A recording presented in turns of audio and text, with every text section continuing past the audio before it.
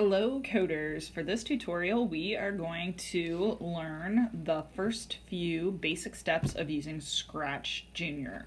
So I'm going to open up the app and it's going to take a little bit to load, but I'm going to tell them that I'm using Scratch for school.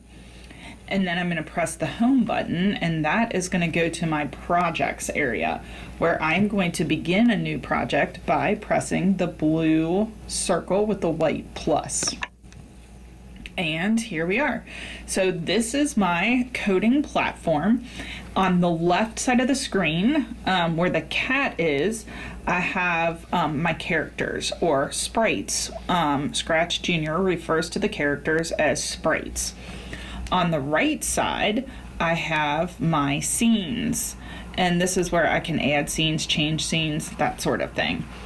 Along the top of the screen, I can navigate home, I can see things in full view, I can add this little grid that will tell me how many spots I'm moving, which is very helpful. I can add a background. So the background is the picture. If I go to the picture, I can choose from backgrounds that are already pre-made, and since it's fall, I'm going to add a fall background. So I just touch that and it is now on my screen. Okay, I also have letters where I can add, I have the redo button, which is going to take my sprite back to the start, and I have a flag. All right, underneath my coding area is actually where I do the programming. I always start with a yellow block. The yellow block tells the program to start. So the two that I might use right now would be the flag, or this block is to make it do something when I tap the sprite. If I don't want a block, I'm just gonna press it and drag it up to the block area. I could also press the undo arrow, which is right over on the right side. All right, let's talk about movement blocks. Movement is blue. So if I want to move my sprite forward, I'm going to drag the arrow down and connect it to the flag. And then when I press the flag, it moved forward 1. If I want it to return to the spot, to the beginning, I'm going to press the arrow at the top of the X and it returns to the beginning. Now, what if I want this to move forward more than 1? What do I need to do? Well, I'm going to press where it says 1 and a keyboard pops up and it will let me change the number. So if I wanted it to move forward 10 blocks, I can type in 10, press my flag, and my sprite just moved forward to the 14 on the line. Let me move it back.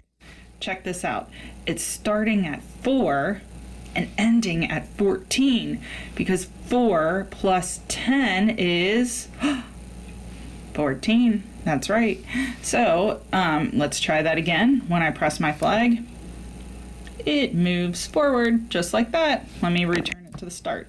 Okay, so let's say that I decide I don't want a cat to be my sprite.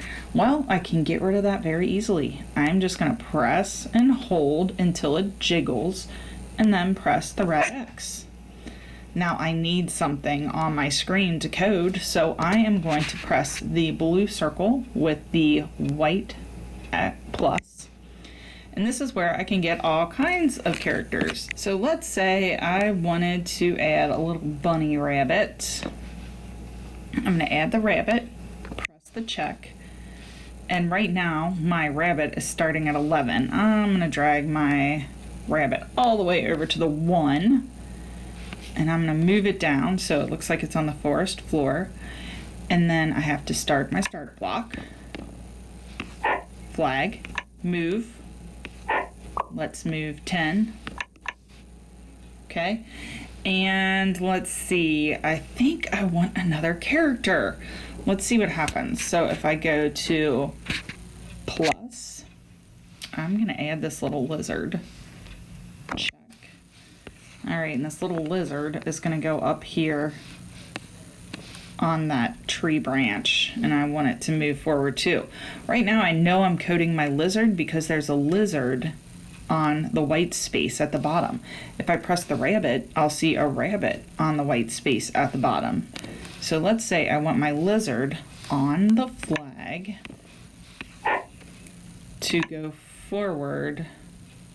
We'll just make the lizard go forward 1. Well, I might have to make it go forward 2. Let's see. And then maybe I may want to make him go up. Up 1. Forward 2, up 1. And my rabbit is going to go forward 10. All right. What do I have to do to get my program to start? That's right. I have to press the green flag. There it goes. Boom. I wrote a program where 2 characters moved on the screen. Now, if I want to send it back, what do I have to do? That's right. I have to press the arrow back, and it returns both my characters to the starting point. All right, so that's how I can set up a scene and how I can make 2 characters move inside that scene. There are all these other blue blocks, and it would be fun for you to try them all out and see what they do and change the number. The number is called a variable. So you could change the variable and see what you can make your sprites do. All right, that's enough for today.